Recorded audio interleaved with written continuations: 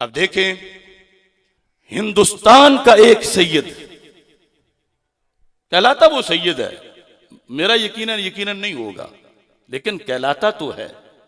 नाम उसका सैयद वसीम रजवी, इमाम रजा रहमतुल्लाह अलैह की औलाद से होने का दावेदार है।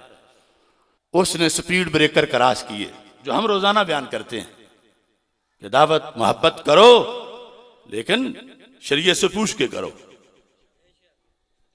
वो इस तबके में था, नहीं हमने अली अली करनी है, हमने प्यार करना है, अहले बैत से प्यार करना। चलते चलते इतना बदबख्त साबित हुआ कि भारत की सुप्रीम कोर्ट में उसने रिट दायर की कि कुरान मजीद से 25 आयात निकाली जाए। ये रिकॉर्ड पर है, 2018 से वो शुरू हुआ। उसने कहा मुझे सारा कुरान पसंद नहीं, माज़अल्लाह। कहलाता क्या है? उस जात का बेटा होने का दावेदार है जिनके सीने पे पूरा कुरान उतरा है।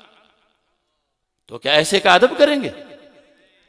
वो राफजी बना, राफजी बन के मुनकरे कुरान बना, और उसने भारत के सुप्रीम कोर्ट में कहा कि कुरान को बदल देना चाहिए, इससे फलां फलां आयात निकाली जाए।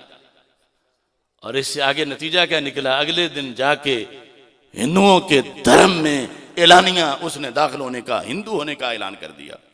वसीम रजवी, सैयद वसीम रजवी, तो फिर सैयद ही देखेंगे जिसने माथे पे हिंदुओं का निशान लगा लिया, जिसने ऊपर चादर जाफरानी रंग की हिंदुओं की ले ली, जो उनके गुरुद्वारे के अंदर जाकर दीन इस्लाम के खिलाफ बकने लगा।